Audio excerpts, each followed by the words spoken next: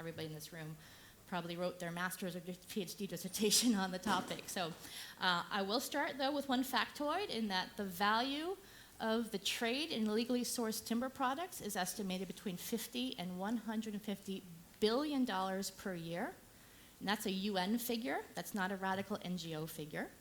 It also does not include the value of agricultural commodities that are being sourced off of land that has been illegally cleared of forests.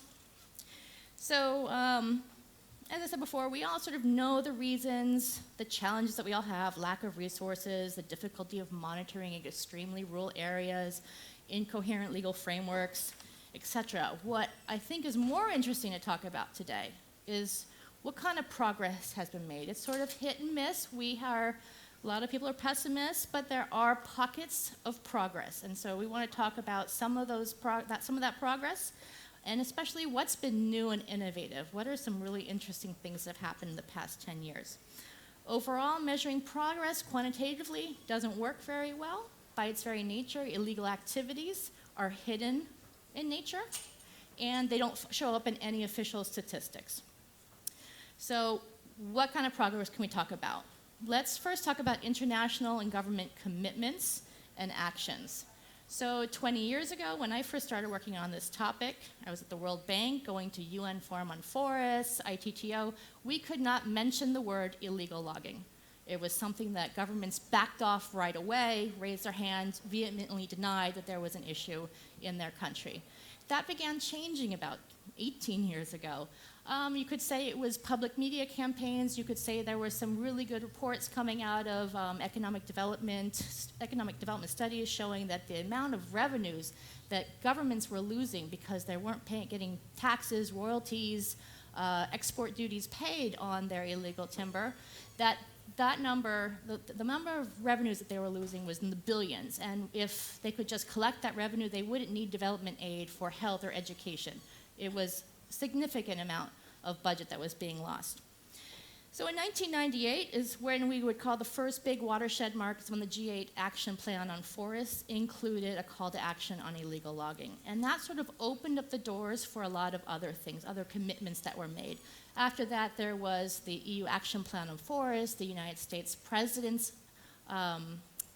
initiative on illegal logging, and at the World Bank, at ITTO, all of a sudden there were work programs and funding allocated to forest law enforcement, governance, and trade. But even more exciting than sort of international commitments and statements was actual action. And what some of the most exciting stuff is the demand-side measures that governments started doing. So in 2008, the U.S. Lacey Act was amended to make it illegal to import wood products that were harvested, processed, traded illegally. In 2013, the EU followed with a similar regulation, the EU timber regulation. 2012, I think it was, when the Australians followed suit. So all of a sudden, it is now illegal to import illegally sourced timber products. In the past year or two, we've seen other countries in Asia do the same thing. So now we have sort of nascent regulations in Japan, South Korea, Indonesia, Vietnam, Malaysia, and a little bit in China. Altogether, if all those countries had robust, implementable import regulations, it would cover about 85% of the global trade in wood products. So, I mean, that's a big goal. We're a long way from, especially in some of those countries in Asia, but it's a very significant impact with these import regulations. What progress can we actually say that some of these import regulations have done? Well, we know that in 2017, EU member states implemented, this is a huge number, 17,000 checks on timber, on domestic timber, and more than 2,500 checks on imported timber. And we also know that the Lacey Act has pulled in more than $20 million worth of penalties and fines, with I think just about 4 or 5 cases. So let's flip to the producer side, producer countries. A lot of them have engaged in FLEGT VPA agreements. They are now doing bilateral agreements with the EC on FLEGT forest law enforcement, governance, and trade programs. They're underway in more than a dozen countries. We've seen some impressive periodic crackdowns in certain countries. In Laos, for example, the past 2 years, they have a new prime minister who's very much on an anti-corruption path, and he has actually been working with timber trade data to identify which provincial authorities are still allowing exports of illegal timber out of the country. Ghana, Indonesia, Vietnam, they're all in the process of putting timber legality assurance systems together as part of their FLEGT-VPA process. A special shout out to Indonesia, where they have their anti-corruption committee, the KPK. There's another speaker in another panel that'll talk more about that, but that is an independent, well-resourced commission that is specifically targeting certain forestry cases as well as other cases in the country related to anti-corruption. So these are just a little bit of examples of progress in certain countries. Progress is variable. Implementation and enforcement is going to still take considerable human and financial resources into the future. We can move to progress from the private sector. Since the 1990s, we've seen a lot of companies who are voluntarily doing sustainable forestry certification. The proportion of sustainably certified paper on the market in the Netherlands has jumped from 1% to 64% in the 10 years between 2005 and 2015. And for wood products, it jumped from 13 to 84%. In countries like Vietnam, we have the major trade associations that have actually made commitments that their members cannot use illegal wood. They've actually jumped ahead of the government in terms of what they are willing to commit to and what they will do. And their interest is they want to protect the reputation of the Vietnamese industry. So those are some examples of leaders in the private sector, but progress by the private sector, we have to be honest, is always going to be pushed by the perception that there's a reputational risk, a legal risk, or a material risk to them. So we need to understand, how do you increase the risk of not taking action for the private sector? And so I would love to talk about all the new tools and technology that we now have at our disposal to increase the risk of not taking action. But unfortunately, that's a topic of another session tomorrow. Chip Barber is right here. He's going to be the moderator of that session tomorrow at 9 a.m., and it's all about the new tools and technologies that we have available. I'm going to summarize some of the ones that are exciting. We have the internet. We didn't have that 10, 15 years ago. Remote sensing data. We have apps. We have mobile technologies for tracking things, for reporting suspicious behavior. So if you can't wait till tomorrow's session to hear about these tools, there's a background paper also. So go to Chip's session tomorrow, as well as they're actually having a demo after that session's over, where you actually get into the room and you can actually see some of those tools in action. So let's introduce our distinguished panelists. Now's the time that you guys walk up. You can all take your seat up here. We have General César Augusto Parra from the National Army of Colombia.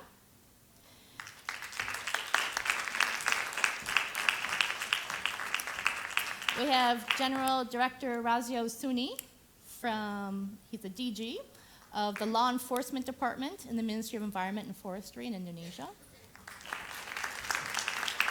Emmanuelle Maire, she's head of unit for multilateral environment cooperation in the DG Environment of the European Commission. And last but not least, Claudine Leger-Charny from Interpol.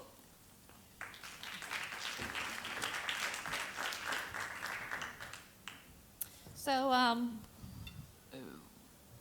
you guys want, move there, huh? Thank you. Thanks. So we're going to do a couple rounds of questions, and then the last half hour is going to be reserved to questions from the audience, but we're not taking physical questions. All questions have to be submitted via the app. Are you guys familiar with the app? If you don't know the app, maybe ask someone in the back there how to use it. So no questions are going to be taken. So you can actually start typing into the app now your questions if you want. So the first round of questions are a little bit introductory. We're going to start with General Parra. And you're coming from a country that is undergoing a huge transition. You've had 50 years of war, and the country as a whole is undergoing transition, trying to bring governance to the rural areas that have been devoid of normal governments where the fighting has taken place, and now you're trying to bring governance and sustainable development to that region. At the same time, the army is transitioning from an army of war towards an army of sustainable development, or to trying to promote and support that process. So one large concern we have is about the forest areas in Colombia. As they open up, what will happen to the forests? And the presence of the state has been a little bit slow to establish governance since the peace agreement. So would like to tell us, as a general in the Army of Colombia, sort of how has the Army been transitioning, and how is that of relevance to the forests of Colombia? And if you could tell us a little bit about some of the programs that you have been leading in the past few years. Bueno, buenas tardes para todos. Un saludo muy especial en nombre del Ejército Nacional, de las Fuerzas Militares, de toda nuestra querida Colombia. Yo soy el general César Parra León y en la actualidad soy el comandante de la 6ª División del Ejército. La jurisdicción mía es Caquetá, Putumayo y Amazonas, y gracias a Noruega por esta invitación. Pero quiero contarles que las fuerzas militares en los últimos años han entendido la problemática. En estos últimos 50 años la composición del territorio ha sido una composición de violencia, de actividades ilegales, de gente desplazada, un impacto negativo. Y con el tema histórico, el proceso de paz, pues, ¿qué genera? Una recomposición del territorio. Cuando yo les hablo de esa recomposición del territorio, les hablo de cómo las fuerzas militares entienden la problemática social, sabiendo que antes propiamente no estamos tan ligados a la población civil. Pero en esa recomposición del territorio lo que las fuerzas militares han generado es una transformación. Quiero decirles, los mismos soldados, pero capacitados y profesionalizados, orientados a una política institucional de respeto por los derechos humanos, de una visión de transformación orientada a tener especialidad. Y dentro de esa visión de transformación, contarles que la doctrina de nosotros, alineada a la doctrina OTAN, nos permite tener interacción y tener la percepción directa. Y allí, en la Amazonía colombiana, como un centro de gravedad importante, como el pulmón del mundo, podemos ver cómo hemos entendido la problemática social, hemos llegado allá a la población con la línea estratégica que tiene el Plan Nacional de Desarrollo, la estrategia transversal de crecimiento verde, con un objetivo específico de preservar los recursos naturales.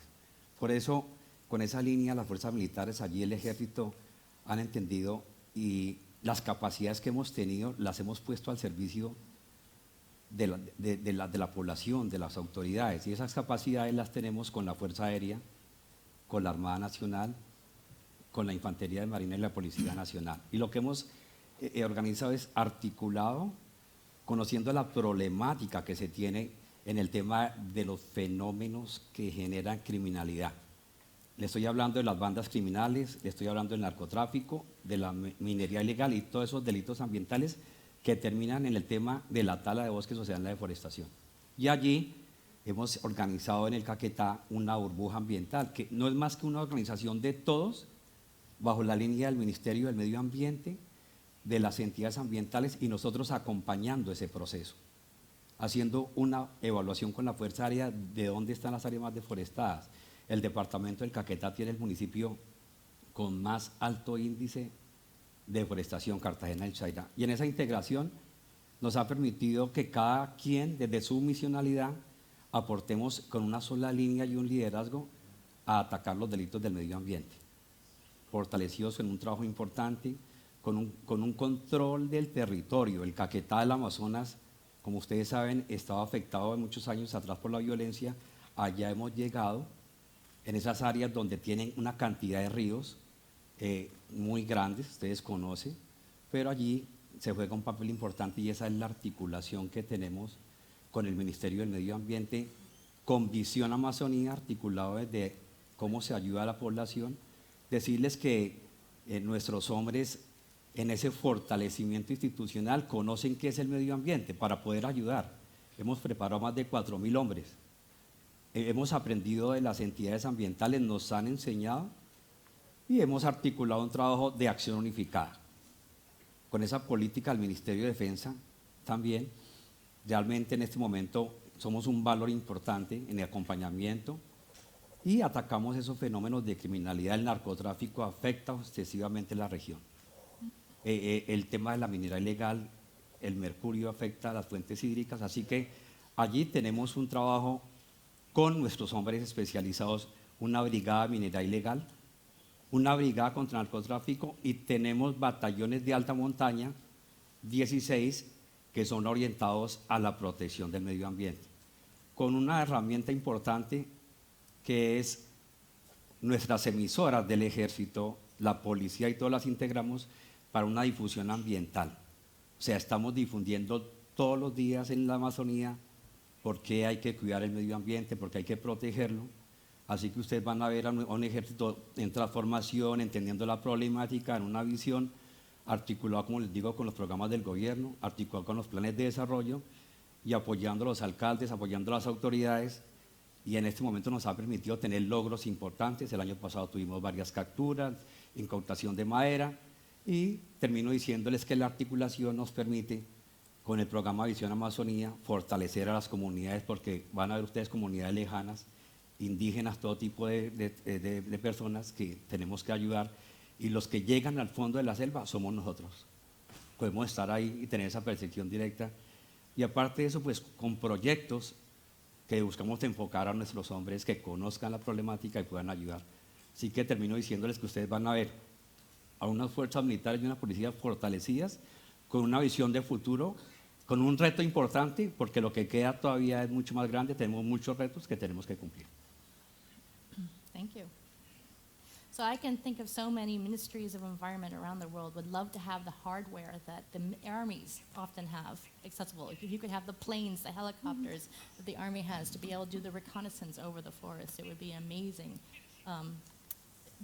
boost to their work. So congratulations for working together like that. I'm going to move on to Director General Sani, so otherwise Pak Roy. You're the head of the unit of law enforcement in the Ministry of Environment. You're in charge of investigations, and I believe you have some special prosecutors in your unit as well. So under your leadership, I understand also that you've instituted new systematic databases or systems to be able to keep track of investigations, and that helps to keep the integrity of the data that's collected as well as the investigations, and it's also transparent so you know what is going on with the investigations.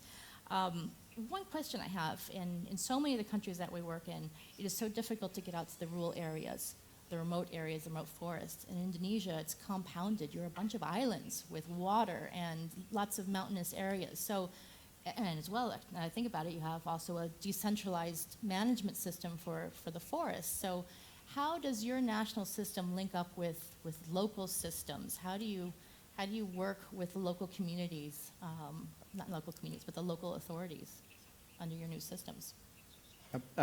Thank you, Christian. I think first of all, I would like to thank the Norwegian government for inviting me so we can share our experience, and also we can share from general experience. And the second, I would like to thank to the gods giving Indonesia beautiful tropical forests. We have 126 million hectares tropical forests. This is home for millions of people, home for thousands and thousands species of wildlife, biodiversity. Many people depend on our tropical forests. For sure, not only for Indonesia, but also for the world. So we have to keep this kind of God gift to us. I remember that when I was a little boy, my grandfather said to me, plant a tree. And he said that the tree will make your life better. When I grew up, my father told to me that in addition to plant the tree, keep the tree in the forest, in the jungle, to keep alive. Because we indebted with the forest and the tree. And when my daughter growing up, he told to me, I only proud of you if you can keep remaining tropical forests for my generation. It is make me to work very hard with all of my colleagues. And for sure, this not only for myself, my grandfather, my father, and my daughters, but for government Indonesia. We put very serious effort to protect our tropical forests, not only for Indonesian people, but also for the world. We know that there are a lot of threats to our tropical forests. Threat from illegal logging, land encroachment, forest fire, wildlife, illegal wildlife, poaching, and also environmental degradation, and also pollution, the threat to our tropical forests. This also threat come from many actors actually. If you're dealing with law enforcement in natural resource sector, in forestry related crime, it's not easy because it involves so many type of actors, individual actor.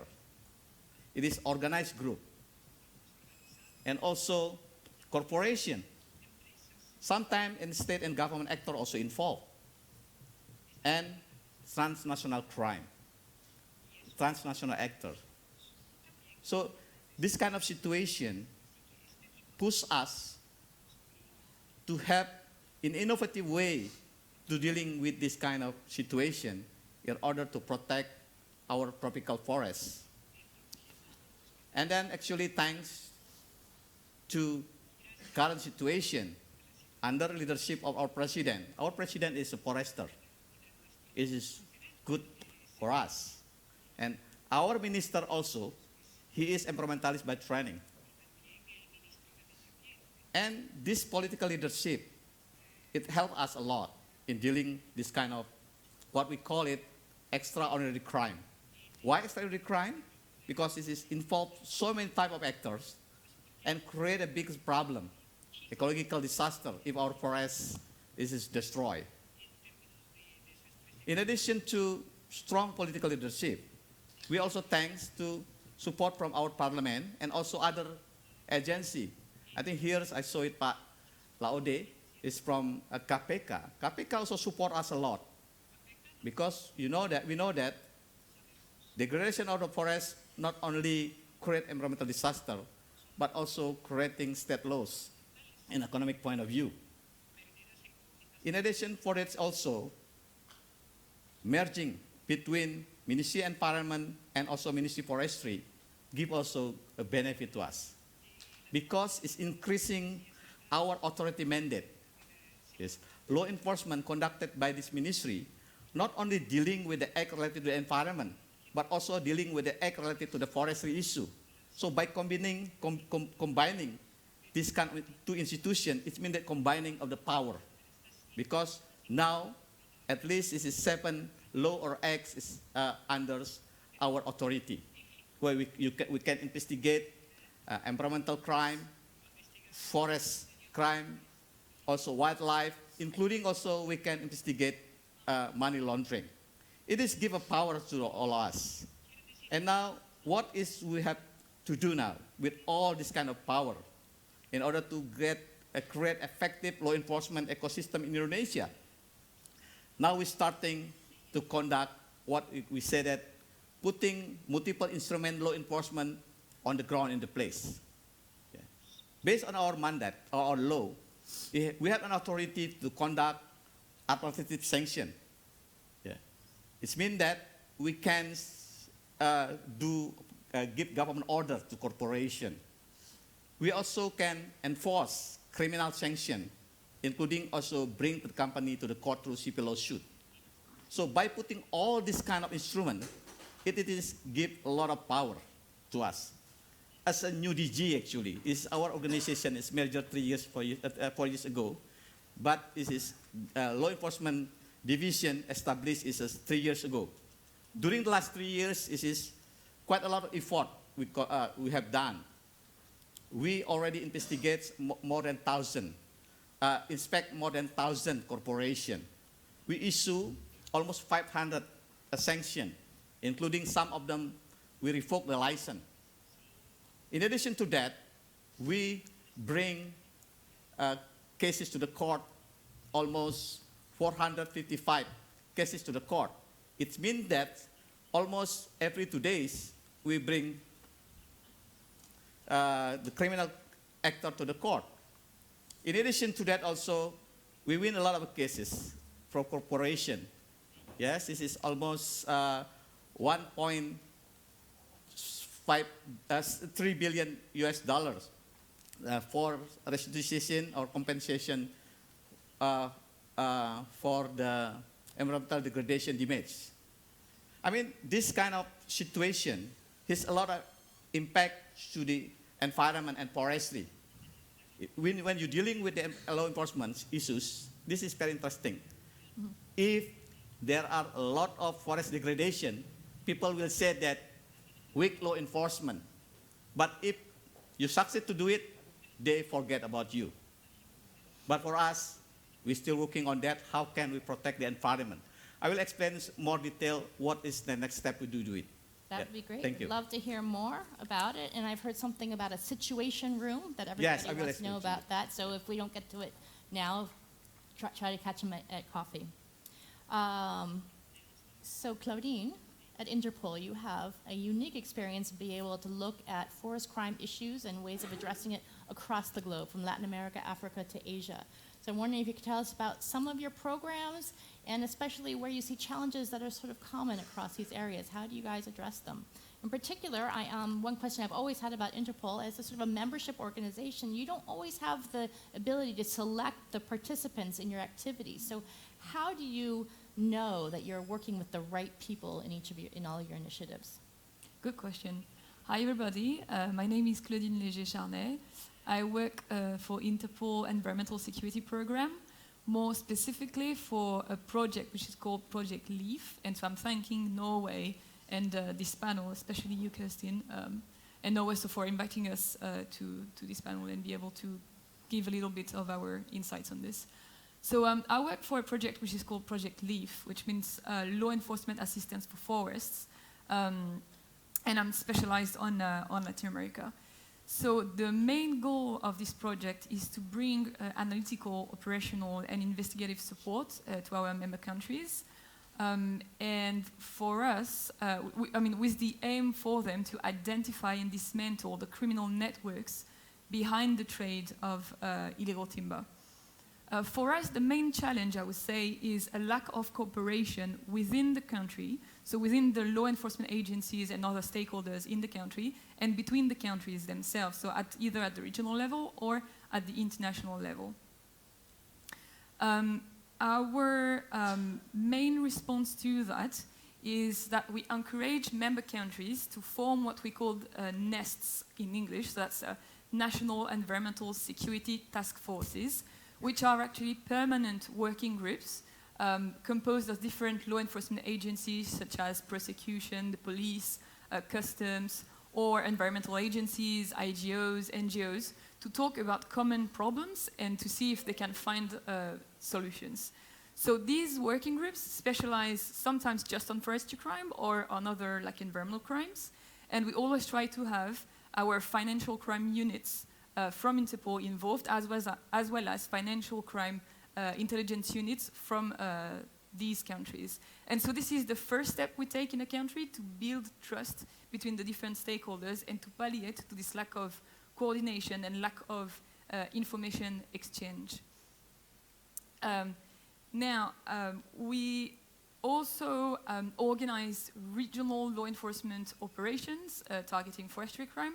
And what we've realized actually is that if, different actors at the national level were not necessarily talking to each other, but if we organize international meetings and invite them, they would start talking to each other. And one good example, I think, is,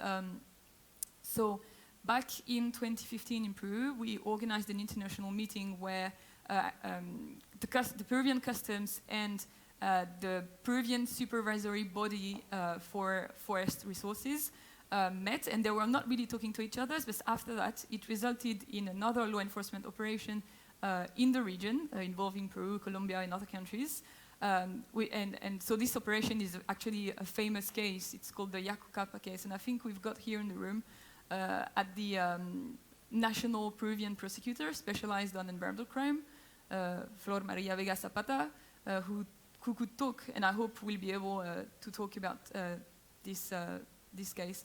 But so again, in our experience, organizing these meetings is a good way of getting people to talk to each other as well. Otherwise, at the national level, they wouldn't necessarily talk to each other.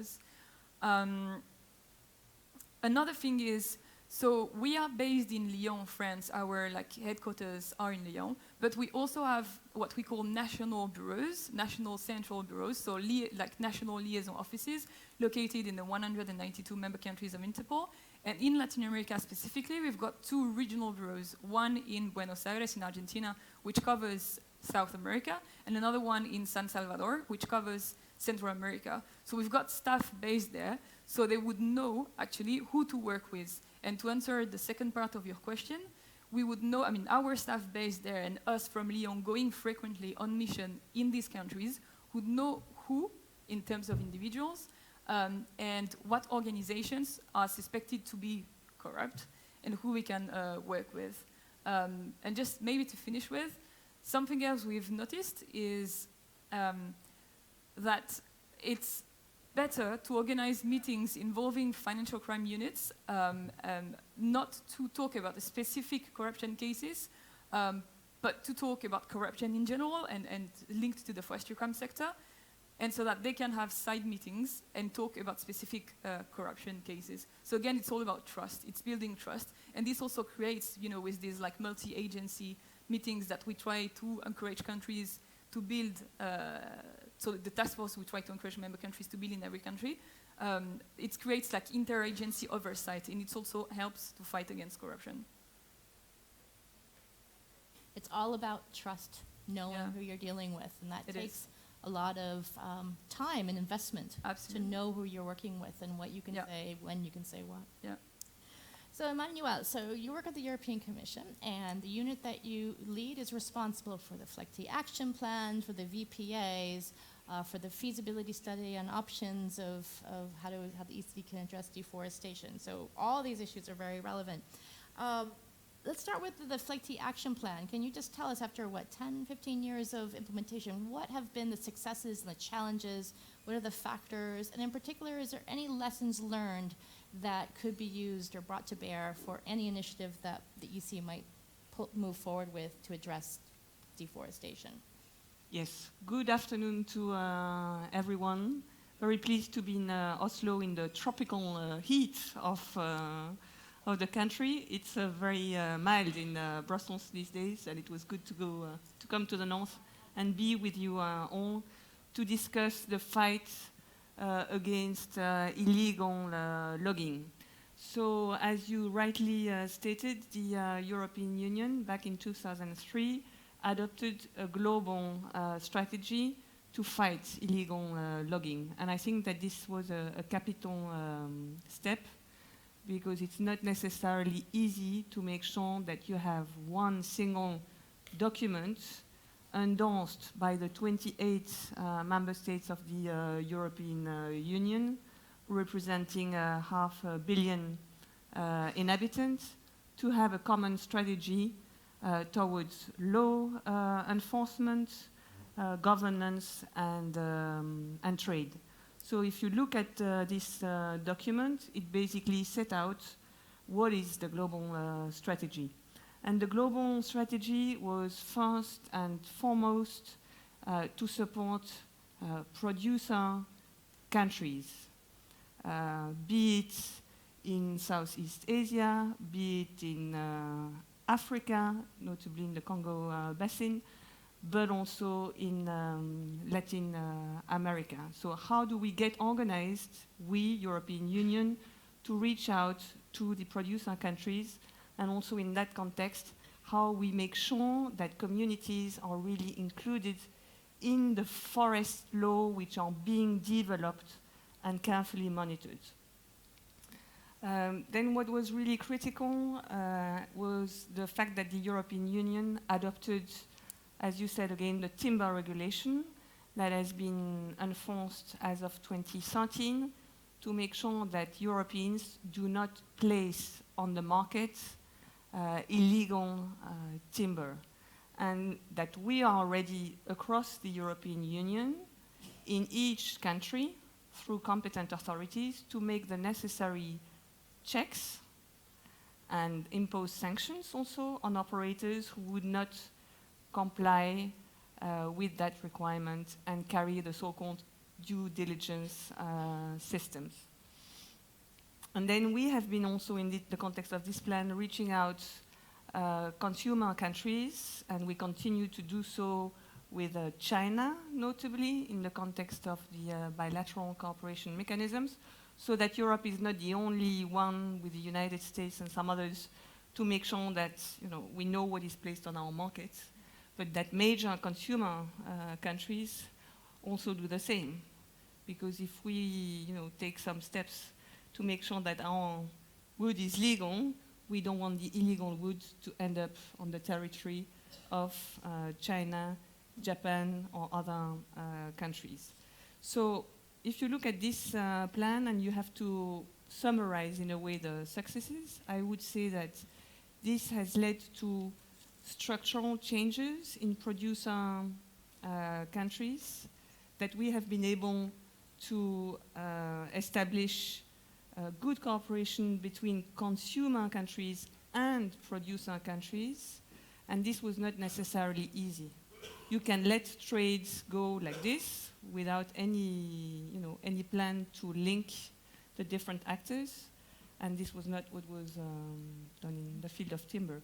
I think that the fact that we've been able also to promote cooperation not only with the State Department or the ministries for foreign affairs, but more broadly with the different ministries, with the actors on the ground, has been a key success of FLECT. We are also very happy about the fact that the EU timber regulation has been changing the behavior of the industry and conveying strong market signals that only legally harvested timber can be sold in the European Union. We have been also investing a lot of efforts in the negotiations and building up of voluntary partnership agreements, so trade agreements, with 15 countries that together represent 80% of the tropical timber which is imported into the European Union. And these negotiations are long, not easy, because it means a lot of reform for the producer countries. But ultimately, once it is implemented, the country can issue the so-called FLECT license and then enter directly into the European Union, and there is no need for due diligence checks by operators. So that gives a green lane towards an important consumer market. This being said, it's good to speak also about the headwinds that we had, the obstacles that we faced after 15 years. And I would say that fundamental structural changes has been painfully slow. So it's always important to get a strong political commitment, to have a strong ownership by international partners, by stakeholders, and this is really essential to continue to drive progress. So we have the global strategy, but we need each time, to continue pushing. And this is a wide exercise because many partners are involved in FLECT. Second challenge also is building capacity. We have seen that this represents significant challenges. Even when we implement the EU timber regulation, we have very regular meetings with all the competent authorities in the different countries in Europe, and we try to press so that competent authorities have the necessary human resources, financial resources, And now you can also read much more about what we are doing because we are publishing newsletters on the implementation of the EU timber regulation through a consultant that is working for the Commission. So on our website, every 3 months you have also good newsletters of what is being achieved, and I think transparency is really key to make sure that everyone is aware of what's going on and where. Lastly, Kerstin, you asked me what are the lessons learned from the FLECT action plan in Europe on the commodities. And I think that you can see a lot of good lessons can be drawn from that. But I would also caution against a simplistic approach. In the field of agri-commodities, we are in a much more complex context where there is a change in the land use. And we need to find the right balance between social, economic, and environmental dimensions. We have different dynamics on agri-commodities in different parts of the world. So it's not necessarily that you can duplicate the EU FLECT action plan and say, okay, this is also valid for agriculture. This being said, the EU FLECT action plan has the benefit of being comprehensive to encourage consumption and trade in sustainable commodities with a system focusing on public procurement, transparency, certification, voluntary private commitments, support producer countries. I mean, I think all the different elements that you can find in the EU FLECT action plan are food for thought, but not necessarily cannot be transposed exactly for agri-food commodities. So we look forward to working with you to figure something out. I guess so. Okay. We are getting short on time, so I'm going to ask 2 questions together, and then you can pick which one you want to answer. I think these questions are going to be more for General Parra, for Pakroy, and for Interpol, for Claudine. One is, so 2 different types of stakeholders that you might work with. One is the communities. How are your programs working with communities? You engage them in some of the enforcement actions, how watchdog groups, whatever. Just let me know, what kind of interaction you have with communities. And the other one is with organized crime. What are the tools that you have available? What kind of programs have you been doing to catch not just the small illegal logger, but the really high-leveled organized crime, the syndicates, the cartels, the ones who have the advantage of financial banks and money laundering, all sorts of tricky things that they do. So let's start with Pakroy. You can choose, you can answer both really quickly, or you can choose one and more in depth. Yeah, thank you, Kerstin. Actually, I try to answer very quick. First, as I mentioned to you, during the last 3 years, we tried to getting public trust. And then now we move into next level of law enforcement in Indonesia. The next level we want to move, we have to promote scientific-based approach and also multi-door approach in law enforcement. By doing this, including by doing multi-door approach and scientific base in it, especially using IT base, we want to encourage other people involved with us.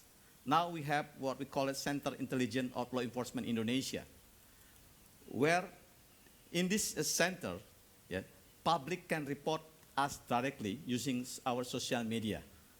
And then we can monitor all the activity. It is the first way to getting public info.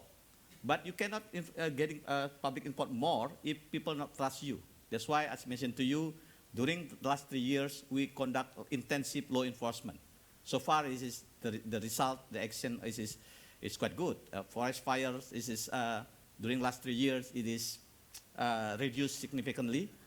And then using social media, I think is the one way to understand what is going on the ground. Yeah. The second, dealing with organized crime. I think if you can deal with organized crime, if you have a very good intelligence system, IT-based, and also you have to bring all the authority, all the instrument you have. Now, it is, as I mentioned to you, that we want to go not only for forestry crime, but we move beyond into that. It is like a money laundering. Using money laundering, you can track, you can follow the money, and you can find who is the guy behind all this crime. This is now we want to move into dealing with the organized crime, especially related to environment and forestry crime. Now we work on these issues. Fantastic. Yes, thank you. Good luck on that. General Parra, do you want to answer either on communities Bueno, or organized crime or both?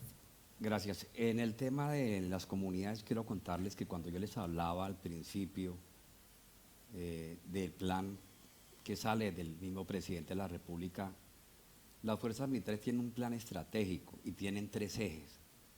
El primer eje son las operaciones militares, o sea, tener el control del territorio.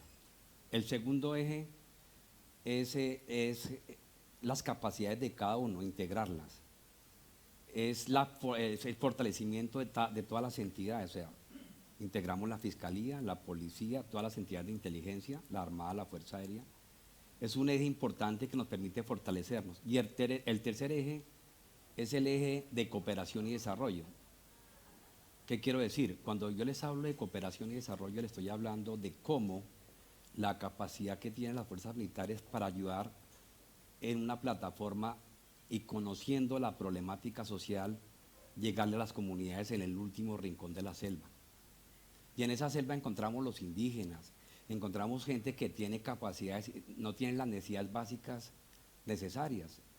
Vamos a ver que hay gente que todavía no sabe leer, gente que no tiene el servicio médico, y allá es donde, de la mano con la compañía de las entidades y la oferta estatal, tratamos de llegar allá. Y en esas comunidades, lo básico para nosotros, el centro de gravedad es la población civil. Somos dados a la población civil. Y allí la oferta estatal busca, desde las líneas del gobierno, llegar allá con los planes que tiene para poder ayudar a las comunidades. Son comunidades alejadas donde nos falta mucho. Quiero decirles que nos falta mucho y ahí tenemos que mejorar las capacidades. El gobierno tiene que generar, y estamos claros, esa es la política del gobierno, mejorar las carreteras, las vías, las comunicaciones, para que entre todos podamos llegar a solucionar el problema, porque no es fácil. Y allí, esa es la acción unificada que en este momento estamos fortaleciendo, alineada, como les decía al principio, con el Ministerio del Medio Ambiente y con la Comisión Intersectorial, que son la unión de todos los ministerios, alineada a apoyar a la población civil. Cuando yo les hablo a ustedes de los fenómenos de criminalidad, Colombia tiene una característica. Ustedes saben que esta semana se hablaba del aumento de los cultivos ilícitos, el tema de la minería ilegal en los ríos, utilizando el mercurio, el tema del mismo acaparamiento de tierras. O sea, el tema del narcotráfico es candente. ¿Y qué hemos hecho para eso? Estamos articulados primero con otros países, porque el tema de Colombia es fronterizo, Perú, Brasil y Ecuador. Y allí aprovechan los ríos para las actividades ilícitas. Por eso ya estamos realizando operaciones con estos países articulados en inteligencia, articulados en una buena comunicación, empleando las capacidades que tenemos. Nosotros en Colombia tenemos una gran capacidad en el tema de inteligencia técnica, nuestros aviones, la Fuerza Aérea, el reconocimiento. O sea, integramos las capacidades con la Fiscalía, con la Policía, y allí atacamos o neutralizamos el narcotráfico con una brigada especial contra el narcotráfico que está muy fortalecida en áreas donde son de narcotráfico, con una brigada de minería ilegal también que estamos fortaleciendo y que nos falta todavía, pero la estamos fortaleciendo, y realmente con un conocimiento general del terreno. O sea, en este momento tenemos la capacidad de saber cómo están afectando esos fenómenos. Tenemos debilidades porque los ríos son muy grandes y allí los puntos nodales donde cubre la infantería marina todavía nos falta, tenemos que fortalecernos. Pero realmente quiero decirles que en Colombia, en este año, vamos a hablar de cómo los que no se acogieron al proceso de paz, hablo de las disidencias, de los grupos armados organizados residuales. Allá este año se han causado casi en total 120 acciones que han fortalecido la seguridad. Es un proceso que cada vez tiene que mejorar, cada vez tiene que articularse, y allí va de la mano la acción del ejército, de su fuerza pública con la policía, pero también el acompañamiento a las comunidades para generar inversión, apoyo social y mejorar la economía, alineado también a algo muy importante, al turismo, porque lo que buscamos allá es visibilizar la región para que la gente visite la Amazonía. Nosotros queremos la Amazonía y promovemos para que la gente venga y le garantizamos la seguridad a disfrutar de todo lo bonito que tiene la Amazonía colombiana. So what I'm seeing is this sort of merging of military operations, environmental operations, and sustainable development. So that's quite impressive. Quickly, Interpol, how about organized crime? That's, I know, a big chunk of what you guys do. What are some of the most innovative programs, initiatives that you guys do? So I would answer like with two keywords. So more criminal intelligence analysis, which leads to further investigations. Like what we're trying to encourage our member countries is to move from like the traditional law enforcement operations where they seize timber and like arrest low-level criminals such as truck drivers to like higher level kind of operations and further investigations to get the kingpins. So it's about to understand how the criminal network is structured, which roles the individuals play, how they conceal the timber, how they traffic, like what routes they take, the modus operandi they use. All of this you can understand if you do more criminal intelligence analysis and if the member countries investigate and don't stop when they seize the timber and arrest the low-level criminals. Of course, I won't have time, but Interpol has lots of databases. We also have another tool which are called the notices. The most famous one is the red notice. So these are international alerts that a member country gives another member country or other member countries about crimes, criminals, or threats. But again, if I have to be short, that's what I would say on this. Yeah. And just, if I can, just quickly to mention as well that even though we consider civil society doesn't replace like law enforcement, we are very much aware of the fact that they have very useful information to advanced law enforcement investigations. So Interpol regularly organizes workshops, what we call trust-building workshops, between civil society organizations representing local communities and law enforcement. And we specifically work in a big project which is called All Eyes on the Amazon project. This is a project fighting against illegal deforestation in Latin America, mainly in Peru, Colombia, and Brazil. So there are 11 partners in this consortium, most of them CSOs, and Interpol is part of this consortium. And our big role will be, and it links to what I was mentioning previously, analyzing information passed on from the local communities to the bigger like CSOs to us, and we will in turn give these analytical reports to the local law enforcement, giving credibility to the information. So that's what we're doing in the framework of this project. And to finish with, of course, this brings lots of challenges, and we've created a guide on how to share information directed mainly to CSOs, on how to share information with law enforcement. And this guide gives like some guidelines on what kind of information is useful for law enforcement. So because law enforcement, each time we receive a piece of information, we need to assess the reliability of the source independently and the reliability of the information. So what kind of information is useful for law enforcement, how to give it to law enforcement, who to give it to, and the kind of feedback, which can be none sometimes, CSOs can receive from law enforcement. So I've got a few copies of this guide. If anyone is interested, I probably will put them at, I think I've been told, at the entrance of this, or I'm happy to email. We've got electronic copies. Yeah, absolutely. We have definitely noticed how CSOs are becoming more and more sophisticated in knowing how to collect information that they can then hand over to prosecutors in some of the biggest cases with Lacey and probably the EUTR as well, started with substantiated concerns that were given by NGOs. Yep. So we are going to start taking questions from the app, the audience, the app. And so Nina and Lisa, I'm hoping the technology is working, so you guys are going to pop up questions on the top here, and I'll read them out. We'll see. First question, corruption undermines the integrity of police and judicial systems in many countries. How does corruption affect efforts to combat illegal logging, and what can be done to reduce corruption in the forest sector? So I'm going to limit that question to what can be done to reduce corruption, because we all know that corruption affects efforts to combat illegal logging. It undermines any good efforts, no matter how well financed, well planned they are. If there is some corruption in the system, it's undermined. So what can be done to reduce corruption in the forestry sector? So want to take some volunteers who wants to... Takroy, do you want to talk about some work that you've done with the KPK on corruption, perhaps, or... I think there are two things in order to prevent corruption from law enforcement related to the forestry crime. First, I think, of course, we have to do strong internal monitoring activity among our investigators. The second, we also have to work closely with other relative agencies. I think we know that Indonesia, we have a very strong KPK, or Corruption Eradication Agency. We work with them. At least when we work with them, people notice that our investigators work closely with the KPK, and that it will reduce actually the opportunity people want to make a corruption.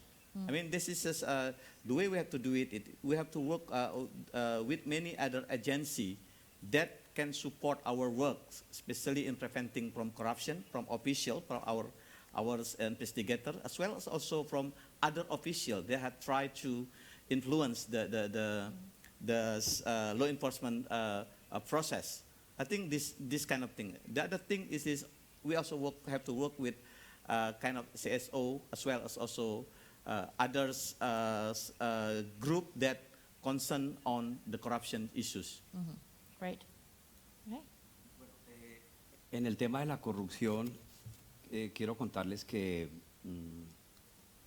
es importante el proceso de la reingeniería que está teniendo las empresas o las entidades ambientales, porque especialmente sobre los ríos vemos cómo se da el transporte ilegal de madera, inclusive de especies, y allí se ha podido evidenciar permisos falsos, se ha podido evidenciar que no hay un control o hay personas que permiten esto. Esto ha generado que en este momento se esté cambiando el sistema, porque a nosotros como fuerzas militares, cuando estamos en los ríos, pues no puede pasar mucha madera con un permiso que no es el autorizado y no pasa nada. Ya se hizo un alto en el camino, se dio cuenta que el proceso se está replanteando desde la entidad ambiental en esos permisos que se generan para el transporte de madera. Inclusive la ley dice que cuando se emplea o se utiliza la madera tiene que tener unas normas de comercialización, de transporte, y allí el Ministerio del Medio Ambiente ha generado un programa importante que está evitando precisamente que pase esto. En el tema de las fuerzas militares, pues hemos tenido gente que se ha metido al narcotráfico, que ha permitido actividades delictivas, y allí hay un programa de transparencia que se ha generado desde el Ministerio de Defensa. Y ese programa nos permite a nosotros, con un acompañamiento desde qué capacidades tiene la persona en un trabajo de inteligencia y de contrainteligencia, que la contrainteligencia es conocer a quién se coloca en ese trabajo. Desde allí se ha generado un programa importante de transparencia, buscando que realmente los procedimientos que tengamos en los ríos, en las vías, porque ahí se mueve mucho narcotráfico, mucha coca, y hay mucha gente, desafortunadamente, que ha generado y se ha aliado con estos carteles y en este momento están en la cárcel. Eso es gracias a los programas que se está generando para evitar la corrupción. Es un programa, una política dante que es muy importante en las fuerzas militares. Yeah. So two things they both have mentioned. One is transparency in the system. The second one is once people know that you have strong programs of anti-corruption, it begins to deter corruption from happening in the first place. So I'm sure Interpol has programs on that. Maybe you have guidelines on, internal investigations of staff. Yeah, we do. We've got a financial crime unit and anti-corruption, and another unit, the anti-corruption unit. So we often work with them. So we invite them to our events, but we also work in the countries with these agencies that we invite to these working groups. For instance, I was mentioning. I think from our perspective, it's about to work with the right people. Not even the organizations, because you can have an organization suspected to be corrupt, but in the organizations, actually you would have dedicated people who are not corrupt. So for us, it's working with the right people. And how would we know that? It's being on the ground. Our investigators, being every day on the ground, would know like who to work with. And the second thing is what I mentioned earlier on, is like a good interagency cooperation, which creates transparency and oversight, interagency like oversight, I would say. Okay, let's, next question.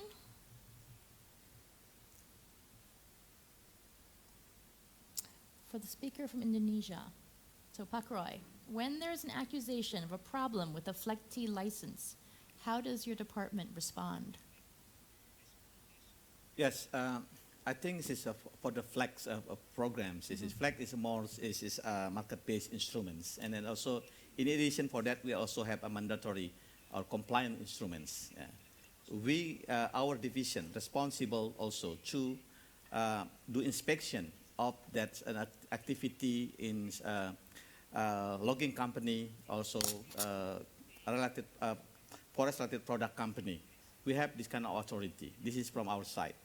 Including also, we do a lot of investigation and inspection relative to the company has what we call certificate in related to the forest product. I think it's by combination, between inspection and investigation conducted by a ministry official. It can help also to strengthen the FLEGT program itself, because they have to combine between market-based instrument and also another law enforcement instrument. They have to combine together. By good combination, we do believe that FLEGT program will be in effective way, will be effective in reducing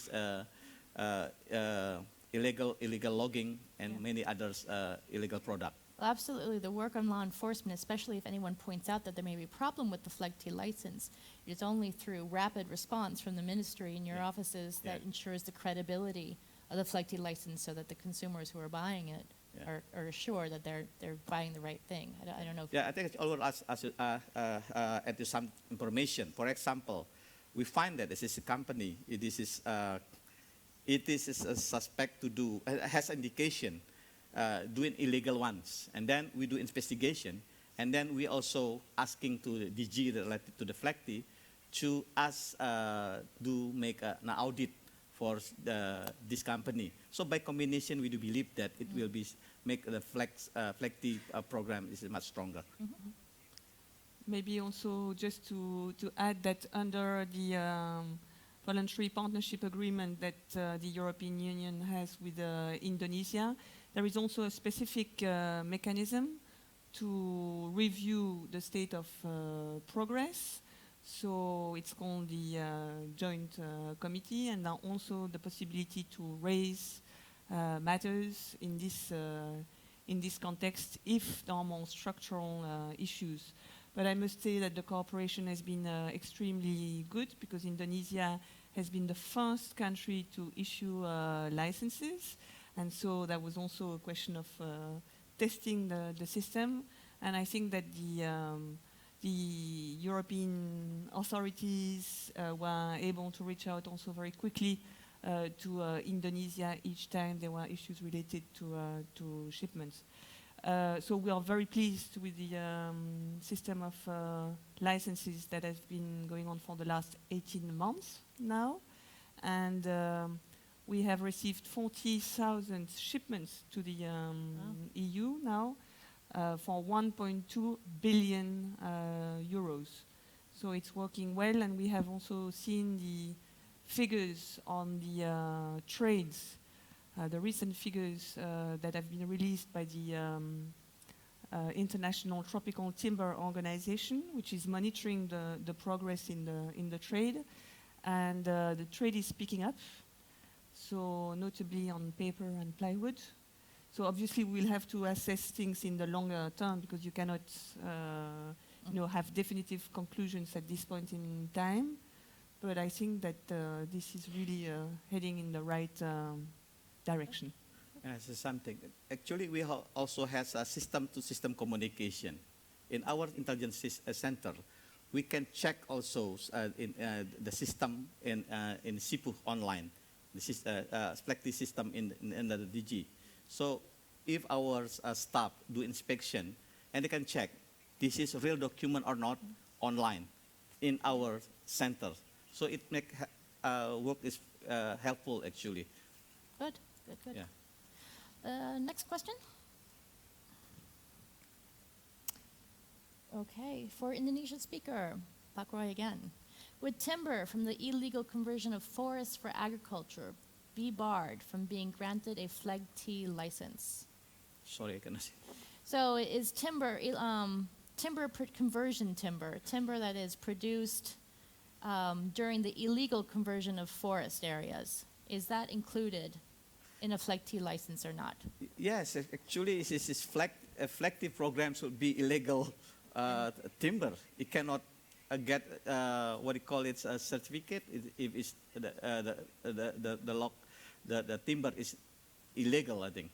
Yeah. Yeah. If anything is illegal about it. Yeah, this doesn't comes to the matter if it system. comes from production forest or an illegally converted forest. And I think the EC has been looking at that across all VPAs. Is illegal conversion timber covered in all of the VPAs? And it's, I mean, we see that depending on the country, it can be also a major issue, like, for example, in the context of Laos. Laos is also engaged in VPA negotiations, and this is something that we are looking closely at. And so in many countries, especially in the Mekong, the majority of the timber that's being harvested is actually from clearance, not from a production area, so it's a big issue. Another question? Okay, for Emmanuelle, what is the status of the EU action plan on deforestation? I was not expecting that question at all. So it's too early for breaking news on an EU action plan on deforestation.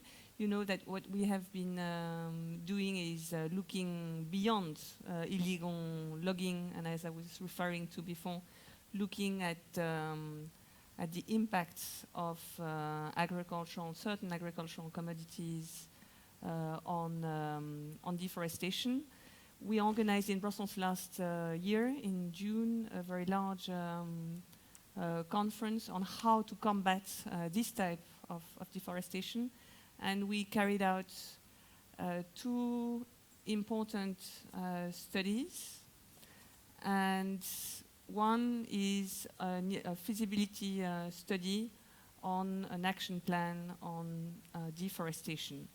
This represents the views of the consultants and not of the European Commission, but this is really a big piece of work that is available on our website as of March 2016.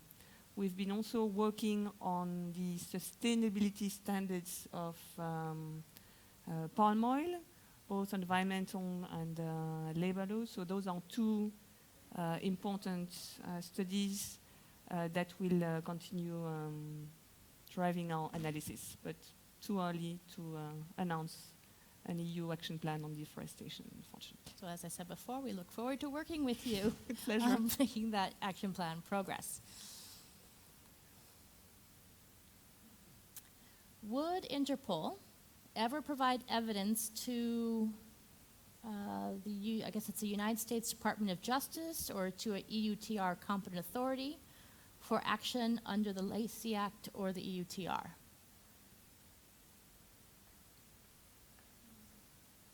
For the EUTR, actually, we are constantly in contact with the competent authorities.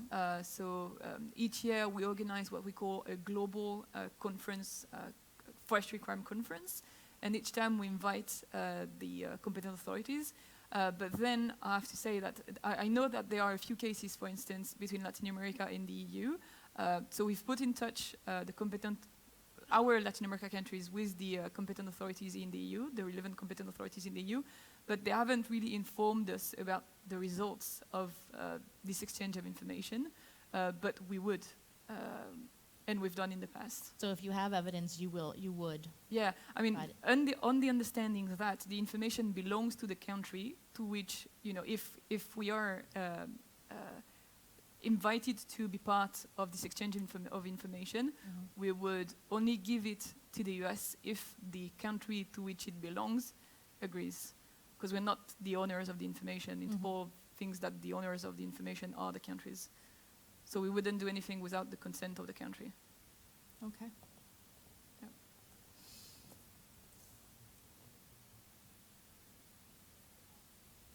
In Colombia, for General Parra, deforestation rate has exploded since the peace agreement in 2016, and cocoa production is also extremely high. Do you have enough resources to tackle this new crisis and increase deforestation? What else is needed? Shall I just say yes, you would like more resources? Everybody always wants more resources. What would be on your wish list? What would you need? Bueno, el tema de la deforestación, como les decía al principio, tiene una línea importante que es el narcotráfico deforesta para sembrar cultivos ilícitos, ¿cierto? La gente, dentro del plan, la implementación de los acuerdos, se habló de la ley de tierras y aparentemente ahí el gobierno, su intención era organizar las tierras a cada persona, pero fue mal interpretado porque la gente quiso y deforestó buscando tener su pedacito para que se lo legalicen y eso eso es un mal concepto. Entonces, eso aumentó la deforestación. La gente tiene, el departamento del Caquetá, por ejemplo, el ganado es una variable importante para el desarrollo de la región. Entonces la gente lo que hace es deforestar para su ganado. Y por eso se aumenta porque la gente de pronto se sintió más libre para hacer determinadas cosas con el tema del proceso de paz. Y allí se han aumentado los cultivos. El señor presidente electo, pues es uno de los objetivos principales el tema de atacar el narcotráfico.